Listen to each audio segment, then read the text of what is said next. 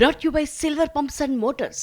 Top quality और consistent performance के लिए सिर्फ सिल्वर पंप्स नाम याद रखना. కటు ఉస్మానియా మార్చురీకి చేరుకున్నాయి 17 మృతదేహాలు. అయితే సెలవు రోజు కావడంతో అదనపు మార్చురీ సిబ్బందిని రప్పించారు అధికారులు. కాసేపట్లో పోస్ట్ మార్టం నిర్వహించబోతున్నారు వైద్యులు. పోస్ట్ మార్టం త్వరగా పూర్తి చేయాలంటూ వైద్యులకు మంత్రి పొన్నం సూచించారు. మృతుల్లో బెంగాల్కు చెందిన వారే ఎక్కువ మంది ఉన్నారు.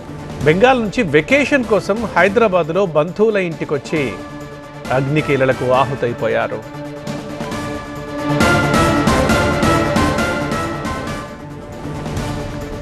ఉస్మానియా ఆసుపత్రి దగ్గర నుంచి మనం విజువల్స్ చూస్తున్నాం. ఉస్మానియా మార్చురీకి చేరుకున్నాయి 17 మృతదేహాలు కూడా.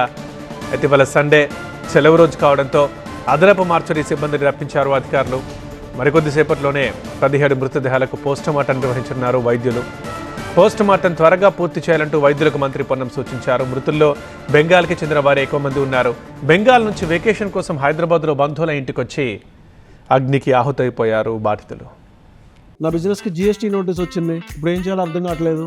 ఇప్పుడే ఒక జిఎస్టీ ఎక్స్పర్ట్తో మాట్లాడు. ఇప్పటికిప్పుడు జిఎస్టీ ఎక్స్పర్ట్ అంటే ఎక్కడ దొరుకుతారు? బాస్ వాలా బీ ద బాస్. ఇక మా క్రైమ్ కరెస్పాండెంట్ రంజిత్ లైవ్లో రెడీగా ఉన్నారు ఉస్మానియా ఆసుపత్రి దగ్గర నుంచి. రంజిత్, పోస్ట్ మార్టం స్టార్ట్ అయిందా?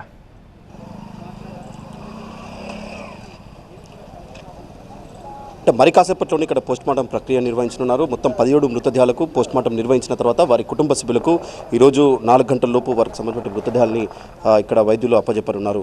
స్వయంగా మంత్రి పొన్నం ప్రభాకర్తో పాటు డిప్యూటీ సీఎం బట్టి విక్రమార్క, ఆ తర్వాత వైద్య శాఖ మంత్రి దామోదర్ రాజనరసింహ ఉస్మానియా మార్చురీలో ఉండి ఈ మొత్తం పోస్ట్మార్టం ప్రక్రియను వేగవంతం చేయడంతో పాటు బాధిత కుటుంబ సభ్యులను కూడా ఓదార్స్తున్నారు. ఘటన జరిగేటువంటి క్రమంలో ఇక్కడ అంబులెన్స్లో తరలించేటువంటి క్రమంలో ఆక్సిజన్ లేకపోవడంతోనే తమ కుటుంబ సభ్యులు చనిపోయారని పంకజ్ జైన్కి సంబంధించిన కుటుంబ సభ్యులు అధికారులతో వాగ్వాదం దిగారు. సో ఇక్కడ మంత్రులు కూడా వారికి నచ్చజెప్పారు. జరిగిన ఘటన తర్వాత ఇక్కడ ఇమ్మీడియట్గా అధికారులు రెస్పాండ్ అయ్యారు. ఘటన జరిగినటువంటి సమయం కావచ్చు, ఆ తర్వాత ఫిర్యాదు అందిన వెంటనే ఏ రకంగా అధికారులు రెస్పాండ్ అయ్యారన్నటువంటి విధానంపై కూడా వారి కుటుంబ సభ్యులకు అధికారులతో పాటు మంత్రులు వివరిస్తున్నారు. అలాగే ఇక్కడ పోస్ట్మార్టం ప్రక్రియను కూడా ఇంకా అదనపు సిబ్బందిని రప్పిస్తున్నారు.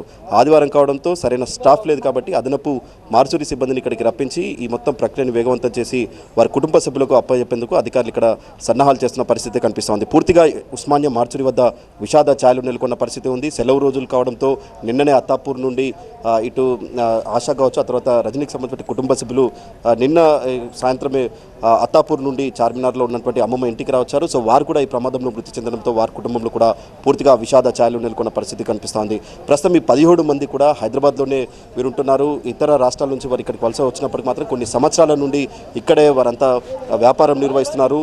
ఇటు సికింద్రాబాద్ కావచ్చు, ఆ తర్వాత అత్తాపూర్ కావచ్చు, ఆ తర్వాత చార్మినార్, ఈ ప్రాంతంలోనే వారంతా నివసిస్తున్నారు. ఇక్కడే స్థిరపడ్డారు, ఇక్కడే వ్యాపారం నిర్వహిస్తున్నారు. సో ఇలాంటి క్రమంలో వీరంతా ఈ ప్రమాదంలో మృతి చెందడంతో కూడా పూర్తిగా కుటుంబంలో విషాద ఛాయలు నెలకొన్నాయి. ప్రస్తుతం వారి కుటుంబ సభ్యులంతా కూడా ఇక్కడికి చేరుకున్నారు. వారందరినీ కూడా మంత్రులు ఓదారుస్తున్నారు. వారికి మృతదేహాలు కూడా త్వరితగతిన ఇచ్చేలా కూడా అధికారులు మంత్రులు అన్ని రకాల ఏర్పాట్లు చేసిన పరిస్థితి మనకు ఉస్మానియా మార్చురీ వద్ద కనిపిస్తోంది.